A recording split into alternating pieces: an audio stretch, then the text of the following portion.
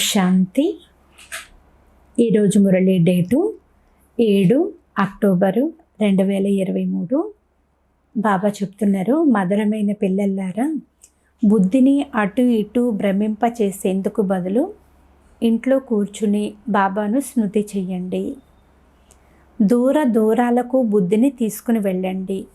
దీనినే స్మృతి యాత్ర అని అంటారు. ఈరోజు మురళిలోని ప్రశ్న: ఏ పిల్లలైతే సత్యమైన హృదయంతో తండ్రిని స్మృతి చేస్తారో వారి గుర్తులు ఏమిటి? సమాధానము: సత్యమైన హృదయంతో స్మృతి చేసే పిల్లల ద్వారా ఎప్పుడూ కూడా ఎలాంటి వికర్మలు అనేవి జరగజాలవు. వారి ద్వారా తండ్రికి గ్లాని కలిగించే కర్మలు ఏవి కూడా జరగవు. వారి గుణగణాలు చాలా బాగుంటాయి. వారు భోజనం చేసే సమయంలో స్మృతిలోనే ఉంటారు. నిద్ర నుండి కూడా సమయానికి స్వతహాగానే లేస్తారు. వారు చాలా సహనశీలురుగా, చాలా మధురముగా ఉంటారు. వారు తండ్రి వద్ద అస్సలు ఏ విషయాన్ని కూడా దాచిపెట్టరు. పాట: మా తీర్థస్థానాలు అతీతమైనవి. ఓం శాంతి. తండ్రి కూర్చుని పిల్లలకు అర్థం చేయిస్తారు. కొందరు నిరాకార తండ్రి అని భావిస్తారు, కొందరు సాకార తండ్రి అని భావిస్తారు, కొందరు మాతాపితలు అని భావిస్తారు. ఈ మాతాపితలు అర్థం చేయిస్తారని అన్నప్పుడు తల్లి వేరు, తండ్రి వేరు అవుతారు కదా. నిరాకారుడు అర్థం చేయించినట్లయితే నిరాకారుడు వేరుగా, సాకారుడు వేరుగా ఉంటారు. కానీ ఇవన్నీ అర్థం చేయించేది తండ్రియే. దైహికమైన తీర్థయాత్రలు, ఆత్మిక తీర్థయాత్రలు ఉన్నాయని పిల్లలైన మీకు మాత్రమే తెలుసు. ఆ భౌతికమైన తీర్థయాత్రలు అర్ధకల్పానికి చెందినవి. జన్మ జన్మాంతరాలుగా ఇవి కొనసాగుతూ వస్తున్నాయని చెప్తే ప్రారంభము నుండి ఇది వస్తున్నట్లుగా అనాది అని భావిస్తారు. కానీ అలా లేనే లేదు. అందుకే అర్ధకల్పము నుండి అని అనడం జరుగుతుంది. ఇప్పుడు తండ్రి వచ్చి ఈ తీర్థయాత్రల యొక్క రహస్యాన్ని అర్థం చేయించారు. మన్మనాభవ అనగా ఆత్మిక తీర్థయాత్ర తప్పకుండా వారు ఆత్మలకే అర్థం చేయిస్తారు. అర్థం చేయించేవారు పరంపిత పరమాత్మ. ఇంకెవ్వరు కూడా అర్థం చేయించలేరు. ప్రతి ఒక్కరూ తమ తమ ధర్మస్థాపకుల తీర్థస్థానాలకు వెళ్తారు. ఇది కూడా అర్ధకల్పపు ఆచారము. అందరూ తీర్థయాత్రలకు వెళ్తారు, కానీ ఆ తీర్థయాత్రలు ఎవ్వరికీ కూడా సద్గతిని ఇవ్వలేవు. స్వయం వారే పదే పదే తీర్థయాత్రలకు వెళ్తూ ఉంటారు. అమరనాథ్, బద్రీనాథ్ వైపుకు ప్రతి సంవత్సరము తీర్థయాత్రలు చేసేందుకు వెళ్తూ ఉంటారు. 4 ధామాలు చుట్టి వస్తారు. ఇప్పుడు ఈ ఆత్మిక తీర్థయాత్రను గురించి పిల్లలైన మీకు మాత్రమే తెలుసు అని బాబా అంటున్నారు.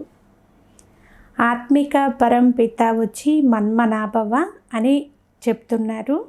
మిగిలిన భౌతికమైన తీర్థయాత్రలు మొదలైనవన్నీ వదిలేయండి. నన్ను ఎప్పుడైతే మీరు స్మృతి చేస్తారో అప్పుడే సత్యమైన స్వర్గంలోకి వెళ్ళిపోతారు అని బాబా మనకి అర్థం చేయించారు. యాత్ర అనగా రావడము, పోవడము. అది ఇప్పుడే జరుగుతుంది. సత్యయుగంలో యాత్ర అనేది ఉండదు. మీరు సదాకాలం స్వర్గాశ్రమంలోకి వెళ్ళి కూర్చుంటారు. ఇక్కడ కేవలం స్వర్గాశ్రమము అని పేరు మాత్రమే ఉంచుకుంటారు. వాస్తవానికి స్వర్గాశ్రమం అనేది ఈ కలియుగంలో ఉండజాలదు. స్వర్గాశ్రమము అని సత్యయుగాన్నే అంటారు.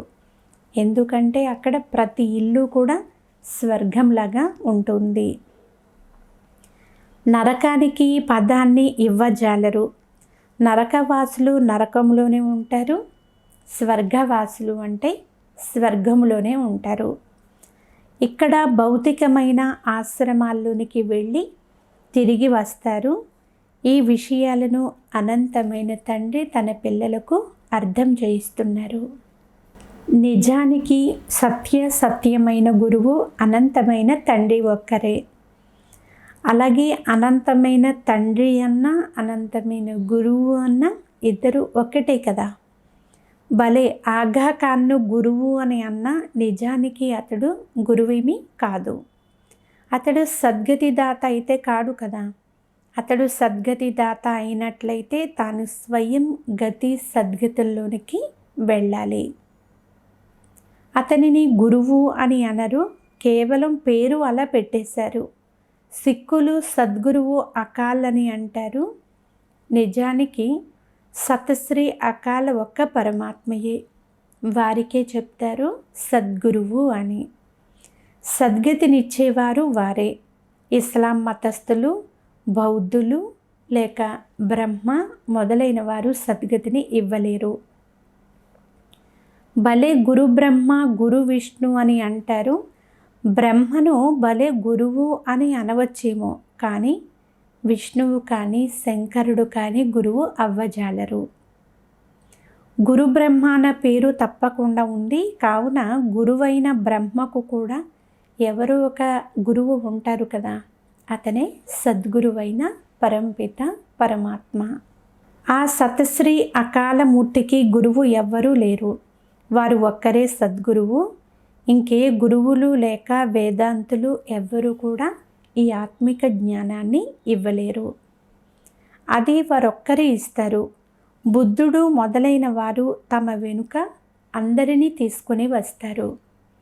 వారు కూడా రజో తమోల్లోనికి రావలసిందే.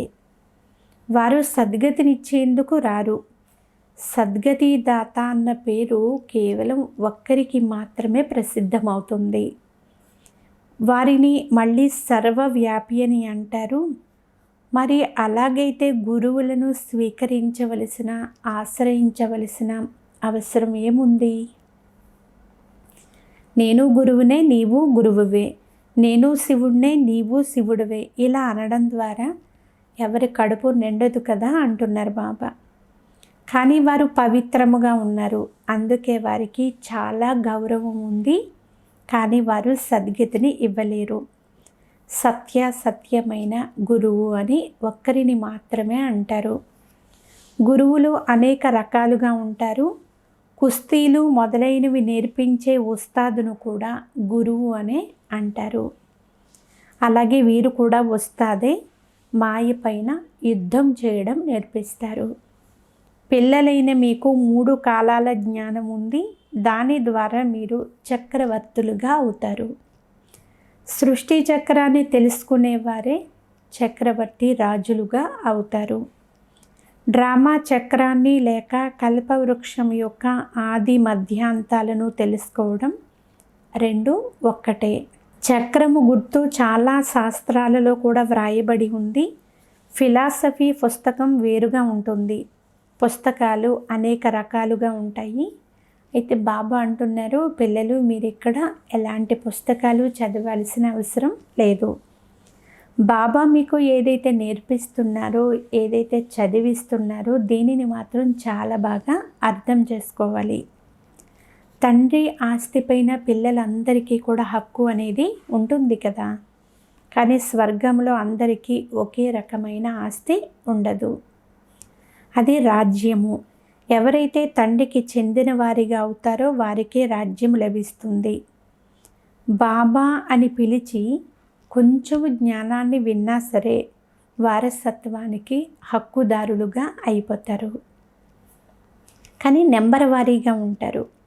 బాబా అంటున్నారు, విశ్వ మహారాజు ఎక్కడ, దాసదాసీల పదవి ఎక్కడ, ఇక్కడ మొత్తం రాజధాని అంతా స్థాపన అవుతూ ఉంది. తండ్రికి చెందిన వారిగా అయినందువలన స్వర్గ వారసత్వం తప్పకుండా లభిస్తుంది. వారసత్వము అంటే అది తండ్రి నుండే కదా లభిస్తుంది. ఇవి కొత్త విషయాలు అయినందువలన మనుషులు అర్థం చేసుకోరు. సత్యయుగంలో అసలు వికారాలే ఉండవు అని బాబా అర్థం చేయిస్తారు. అసలు మాయనే లేనప్పుడు వికారాలు ఎక్కడి నుండి వస్తాయి? ద్వాపర యుగం నుండి మాయ యొక్క రాజ్యం ప్రారంభమవుతుంది. ఇవి రావణుని సంకెళ్ళు. అక్కడ ఇవేమి కూడా ఉండవు అంటున్నారు బాబా. ఎవరితోనూ ఎక్కువగా వాదించకండి. ఆ ప్రపంచమే సంపూర్ణ నిర్వికారి ప్రపంచం, సత్యయుగము.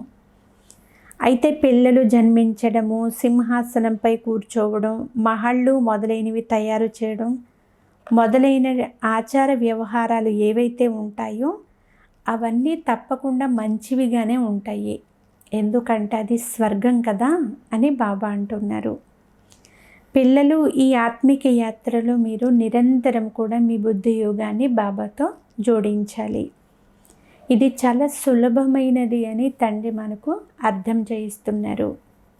భక్తి మార్గంలో కూడా ఉదయమే లేస్తారు కదా, అలాగే ఈ జ్ఞాన మార్గంలో కూడా ఉదయమే లేచి తండ్రిని చాలా ప్రీతిగా స్మృతి చేయాలి. ఇంకే పుస్తకము మొదలైనవి చదివే అవసరం లేదు. కేవలం నన్ను స్మృతి చెయ్యండి. ఎందుకంటే ఇప్పుడు చిన్న పెద్ద అందరి ముందు కూడా మృత్యువు నిలబడి ఉంది అని తండ్రి అర్థం చేయిస్తున్నారు.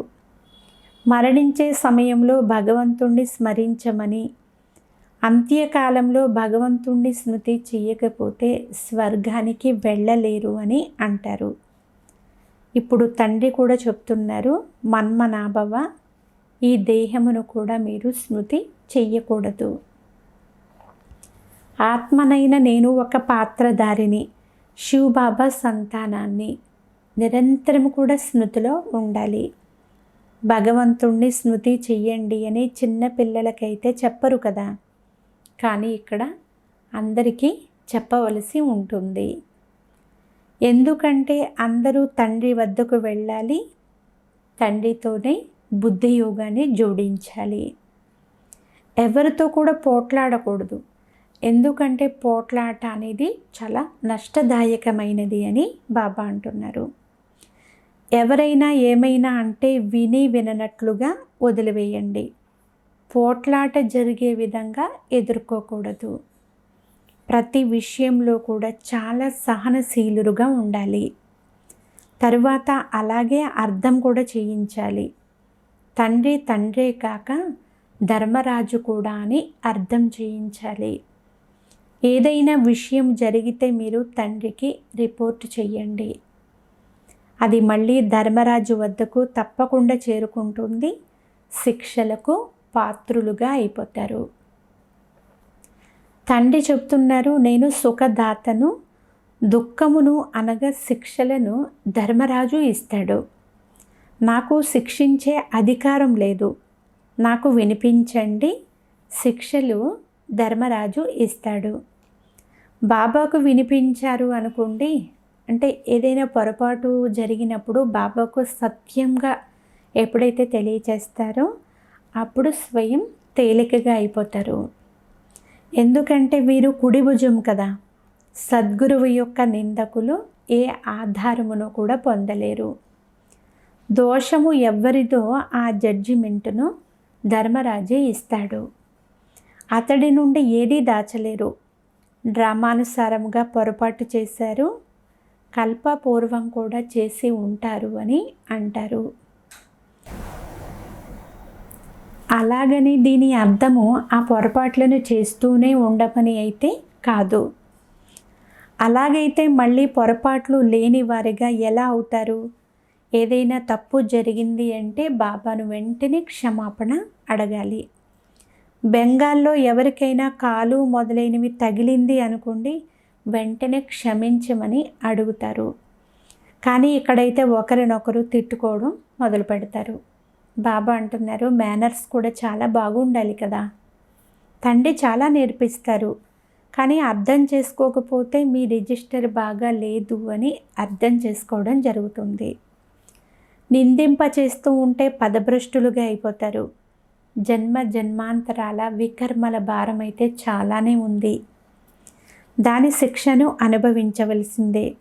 ఇక్కడ ఉంటూ మళ్ళీ వికర్మలు చేసినట్లయితే దానికి 100 రెట్లు శిక్షలు అనుభవించవలసి ఉంటుంది. బాబా కాశీలోని కత్తుల బావిలో బలి అవ్వడం గురించి అర్థం చేయిస్తారు. అది భక్తి మార్గం యొక్క విషయము, ఇది జ్ఞాన మార్గము. ఒకటేమో ఇంతకుముందు చేసిన వికర్మలు ఉన్నాయి, మళ్ళీ ఈ సమయంలో కూడా ఏదైనా వికర్మలు చేసినట్లయితే దానికి 100 రెట్లు దండన అయిపోతుంది.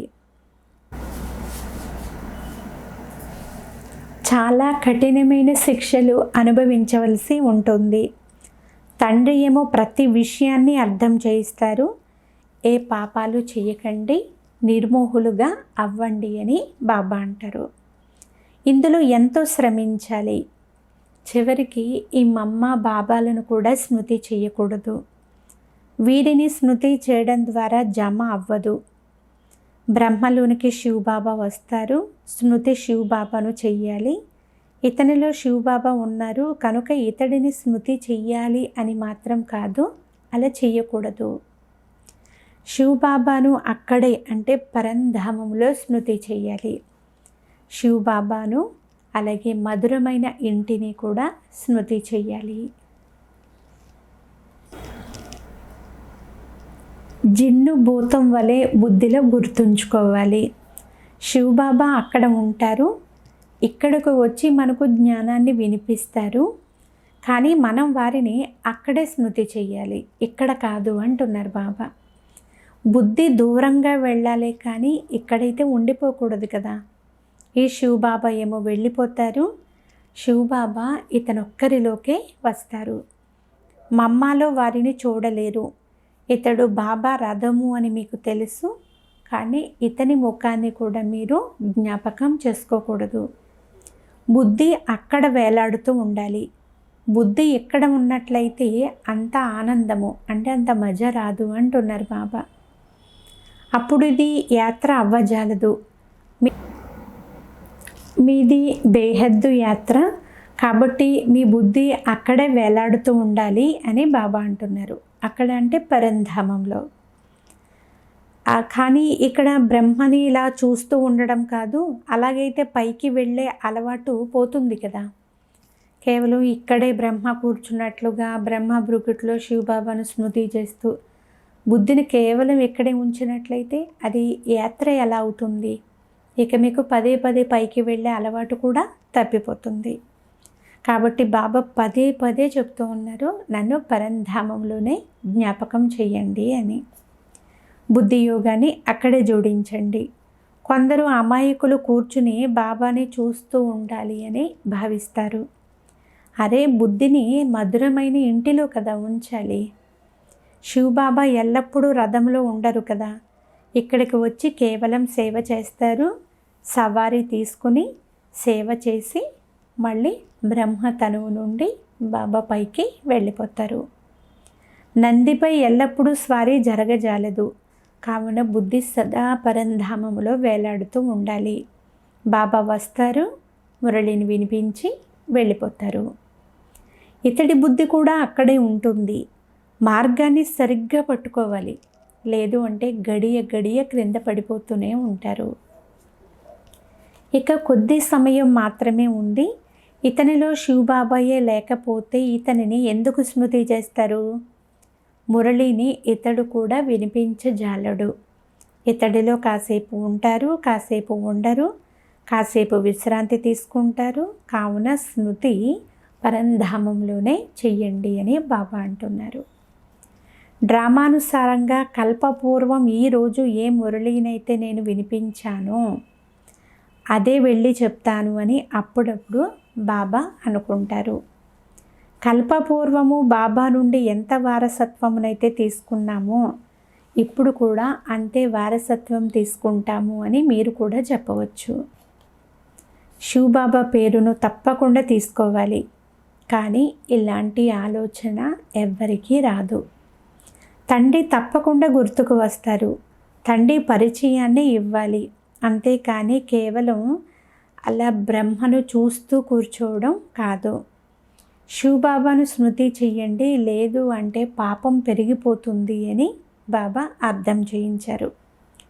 నిరంతరము తండ్రిని స్మృతి చెయ్యాలి, లేదు అంటే వికర్మలు కూడా వినాశనం అవ్వజాలవు. ఇది చాలా పెద్ద గొప్ప గమ్యము. ఇది పిన్నమ్మ ఇంటికి వెళ్ళినంత సులువు అయితే కాదు. భోజనం చేసే ముందు ఒక్క క్షణం స్మృతి చేస్తారు, తర్వాత స్మృతి ఉండదు, అలాగే భోజనం తింటారు. కానీ అలా కాదు, భోజనం చేసినంత సమయము స్మృతి చేయవలసి ఉంటుంది. ఇది సామాన్యమైనదేమీ కాదు. ఇందులోనే శ్రమ ఉంది. అంత సులువుగా ఉన్నతమైన పదవి లభించజాలదు. అందుకే కోట్లాది మందిలో 8 రత్నాలు మాత్రమే పాస్ అవుతారు అని బాబా అంటున్నారు. గమ్యం చాలా గొప్పది. విశ్వాధిపతులుగా అవ్వాలి. ఇది ఎవ్వరి బుద్ధిలోనూ ఉండదు. ఇంతకుముందు ఇతడి బుద్ధిలో కూడా లేదు. 84 జన్మలు ఎవరికి లభిస్తాయో ఇప్పుడు ఆలోచించడం జరుగుతుంది. తప్పకుండా ఎవరైతే మొదట వస్తారో వారికి లభిస్తాయి. వారు లక్ష్మీనారాయణులే. ఇవన్నీ విచార సాగర మదనం చేయాల్సిన విషయాలు. చేతులేమో పనివైపు, హృదయమేమో ప్రియుడు వైపు ఉండాలి. తండ్రి అర్థం చేయిస్తున్నారు. భలే మీరు వ్యాపార వ్యవహారాల్లో ఉన్నా సరే నిరంతరము తండ్రిని స్మృతి చేయండి. ఇదే యాత్ర. ఆ తీర్థయాత్రకు వెళ్ళి మళ్ళీ తిరిగి వచ్చేది లేదు. మనుషులు ఎన్ని తీర్థయాత్రలు చేస్తూ ఉంటారు, కానీ ఇప్పుడు అక్కడ కూడా మురికిగా అయిపోయింది.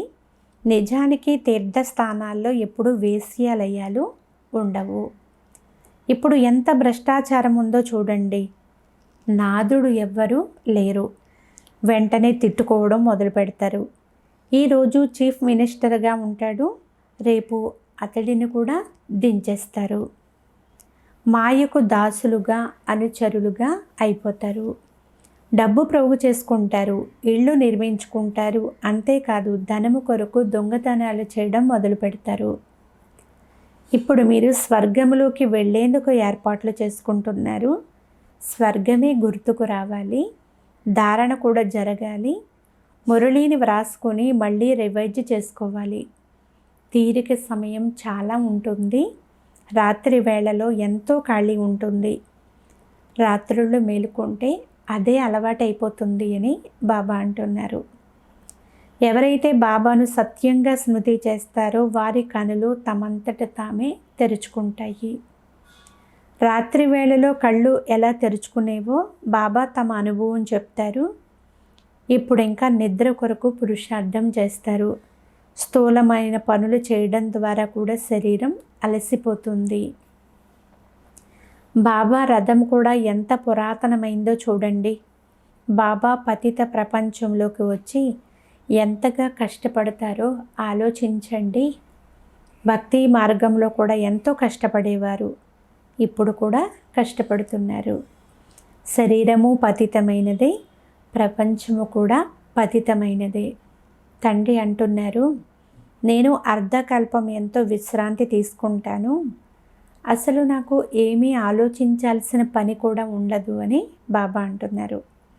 కానీ భక్తి మార్గంలో భక్తుల కోసం, అలాగే సంగమయుగంలో పిల్లల కొరకు చాలా ఆలోచించాల్సి ఉంటుంది. అందుకే తండ్రిని దయా హృదయుడు అని మహిమ చేస్తారు. వారు జ్ఞాన సాగరుడు. సాగరం అయితే ఒక్కటే ఉంటుంది, దానికి విభజనలు జరుగుతాయి. ఆ తండ్రియే మనల్ని చదివిస్తారు. ఇంకెవ్వరూ కూడా మనల్ని ఇంత ఉన్నతమైన చదువును చదివించలేరు. అచ్చా, మధురాతి మధురమైన అపురూపమైన పిల్లలకు మాతాపిత బాప్దాదాల ప్రియ స్మృతులు మరియు గుడ్ మార్నింగ్. ఆత్మిక పిల్లలకు ఆత్మిక తండ్రి నమస్తే. ఆత్మీయ తండ్రికి ఆత్మీయ పిల్లల యొక్క ప్రియ స్మృతులు, గుడ్ మార్నింగ్ మరియు నమస్తే నమస్తే నమస్తే. ధారణ కొరకు ముఖ్య సారము. ఫస్ట్ పాయింట్, ఎవరిని ఎదిరించకూడదు. ఎవరైనా ఏదైనా అంటే విని విననట్లుగా వదిలివేయాలి. సహనశీలురుగా అవ్వాలి. సద్గురువును ఎప్పుడూ కూడా నిందింప చేయకూడదు. సెకండ్ పాయింట్, మీ రిజిస్టర్ను పాడు కానివ్వరాదు. ఏదైనా తప్పు జరిగింది అనుకోండి, వెంటనే బాబా నుండి క్షమాపణ అడగాలి. బాబాను పరంధామంలోనే స్మృతి చేసే అభ్యాసం చెయ్యాలి. ఈరోజు వరదానము: సైలెన్సు శక్తి ద్వారా జమా ఖాతాను పెంచుకునే శ్రేష్ఠ పదవికి అధికారి భవ. సారాంశము: వర్తమాన సమయపు సైన్సు శక్తికి చాలా ప్రభావం అయితే ఉంది కదా. అల్పకాలం కొరకు ప్రాప్తిని చేయిస్తుంది. అలా ఇప్పుడు మీరు సైలెన్సు శక్తి ద్వారా జమా ఖాతాను పెంచండి. తండ్రి యొక్క దివ్య దృష్టితో స్వయంలో శక్తిని జమ చేసుకోండి. అప్పుడు జమ చేయబడిన దానిని సమయానికి మీరు ఇతరులకు ఇవ్వగలుగుతారు. వారు దృష్టి యొక్క మహత్వాన్ని తెలుసుకొని సైలెన్సు శక్తిని జమ చేసుకుంటారు. వారే శ్రేష్ఠ పదవికి అధికారిగా అవుతారు. వారి ముఖం నుండి సంతోషం యొక్క మెరుపు కూడా కనిపిస్తూ ఉంటుంది. స్లోగన్: మీకు మీరు న్యాచురల్ అటెన్షన్ ఉంచుకున్నట్లయితే అసలు ఏ విధమైనటువంటి టెన్షన్ అనేది రాజాలదు. అచ్చా. ఓం శాంతి.